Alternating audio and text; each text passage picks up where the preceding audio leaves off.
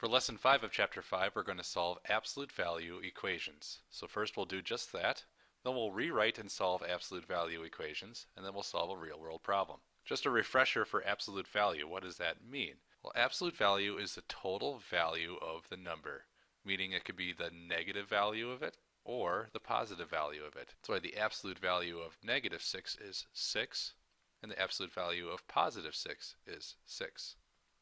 So it says solve.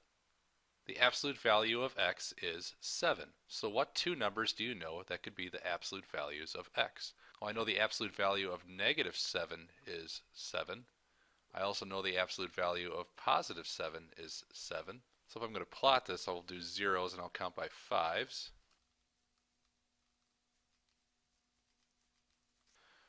I need to plot a point at negative 7 and then positive 7. And this is not an inequality, it's an equation. So that means there's only two solutions here, the positive 7 and the negative 7 and nothing else. Well, here I have x minus 3 equals 8. So what does that even mean? The absolute value of x minus 3 is 8. So the answer from x minus 3 could either be negative 8 or positive 8. If we rewrite this, then it would be x minus 3 equals negative 8. X minus 3 equals positive 8, because those are the two possibilities from the absolute value. So we could add 3 to both sides here. That would be x equals negative 5. And if we add 3 to both sides here, that would give me x equals 11. So we'll place these same numbers on the line. And then I need to place a point at negative 5 and then positive 11. And these would be my two solutions. If you want to check it out, you could do 11 minus 3, the absolute value of 8 is 8. You could do negative 5 minus 3, the absolute value of that answer, which is negative 8, is also 8. So this is a true statement. Now we have this, 3 times the absolute value of 2x minus 7 minus 5 equals 4. Normally when we do these equations, we isolate the variable. Here we need to isolate the absolute value first, then we can isolate the variable. So first I can add 5 to both sides. If I rewrite this, it would be 3 times the absolute value of 2x minus 7 equals 9 now. And then I can get rid of this 3 by dividing 3 on both sides. So now I have the absolute value of 2x minus 7 equals 9 divided by 3, which is 3. Then it turns into one of these problems here, where the answer could either be negative 3 inside of this absolute value, or it could be positive 3. So we'll solve for both. We'll have 2x minus 7 equals negative 3. Add 7 to both sides.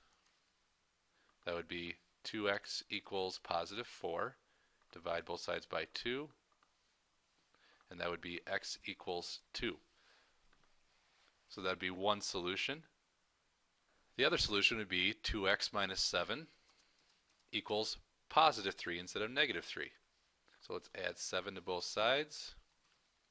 So I have now 2x equals 10. Divide both sides by 2. And then x would now equal 5 in this scenario. So if I plot my numbers,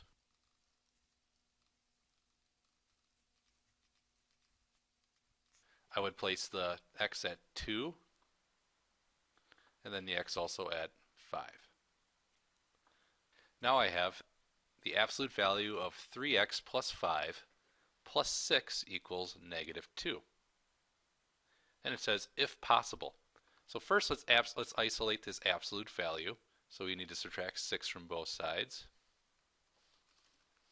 So now I'm left with the absolute value of 3x plus 5 equals negative 2 and negative 6 are negative 8. And here's what they mean. Here's where the problem comes up. We know that no absolute value can equal a negative number. An absolute value is always a positive answer. This would be an impossible situation because I can't find an absolute value that is a negative. So we're going to say not possible here. So whenever you have an absolute value here and you have a negative answer over here, it's not going to be possible. Let's solve a real-world problem.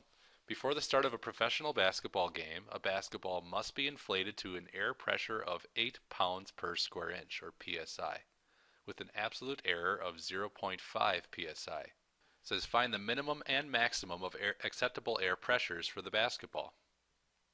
So the absolute error is 0.5, so the answer needs to equal 0.5, and that's that absolute value. So the difference between the psi, or P for pressure, minus the 8 it's supposed to be can only be 0.5.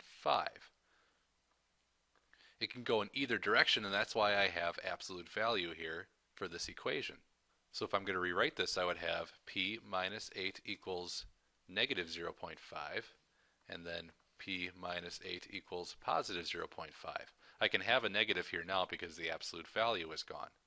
So if I can solve these equations side by side, I can add 8 to both sides here.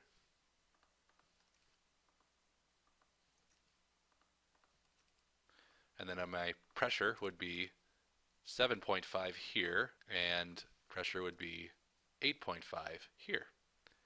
And it looks like we've solved this correctly. It needs to be at 8 with a maximum error, or absolute error, of 0.5. So that means error in either direction, which would be 7.5 or 8.5.